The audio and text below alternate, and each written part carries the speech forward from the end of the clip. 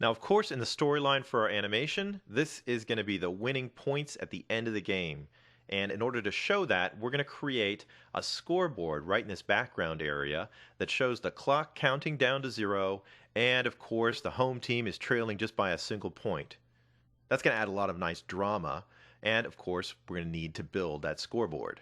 So let's start things out by setting up a layer for our scoreboard. I might even go ahead and hide the football animation just for the moment, so we can work right in that clean area. And let me go down to the uprights layer, and we'll just insert a layer right above that we'll call our scoreboard layer. That way it'll be behind the football when we bring it back. Now, what this is really going to do is it's going to give us a chance to take a look at a couple of other drawing tools. My scoreboard is just going to be a big rectangle with rounded corners. And we can do that with our normal rectangle tool here. I'm going to choose the rectangle tool, and I'm going to set up some properties for it. Now, I'd like the background to be dark, so we'll leave the fill as black. And I'd like an outline that's maybe not quite white. Maybe I'll go for a light gray here. I want the outline to be nice and thick. I'll try 2. We can always change it later. And as you see down at the bottom, we have an option of adding rounding to the rectangle corners. By default, if you just change this one value, it'll update all the other ones to match unless you unlock them. And I can just use the slider here to add a little bit of rounding. Now, that's not too bad. Let's go ahead and draw a rectangle out here. There we can see our rectangle, and it definitely has rounded corners. Now, I'd actually like a little more rounding, and here comes the problem. When we draw with the normal rectangle tool, what we get is a rectangle with rounded corners, but really this is just a vector. If I use my normal selection tool on this, I can go into the corners and reshape them, but it's probably going to be kind of sloppy.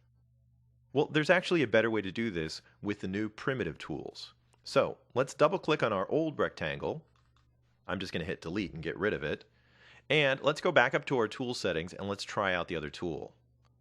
Now you can see we have actually a primitive for both the rectangle and the oval. I'm going to choose the rectangle one, and we have very similar properties.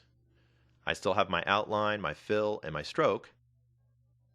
And I'm going to add in a little bit of rounding just like we did before. We'll go ahead and draw out our rectangle. And we get a similar object. But this one actually has control points on it, and that's where these two tools differ. My primitive tool actually makes something that stays a rectangle, and I can go in and edit the rectangle properties even after I've drawn it. Now I'm going to switch over to my normal selection tool, and you see these little points at the corners. I can actually drag those points down and change the radius settings on the corner.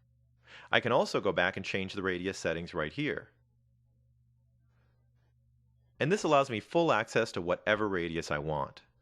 Now obviously it does make it a lot easier to work with this as a rectangle, and you don't have to worry about it becoming misshaped as you edit it. Now just for fun, let's go and look at the primitive oval tool. It's very similar. I'll just draw over here in some empty space, and you'll see of course we get an oval to start with. But you'll notice we have some additional options here available as well. I have an inner radius as well as an outer radius. And as you can see, that creates something like a donut shape. And we also have control over the start and end angle. Now that actually splits it in two, and I end up with something that looks a little bit more like a C.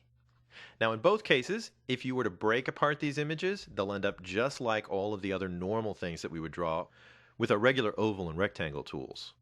And since we don't need any C's in our animation, I'm just going to delete that oval.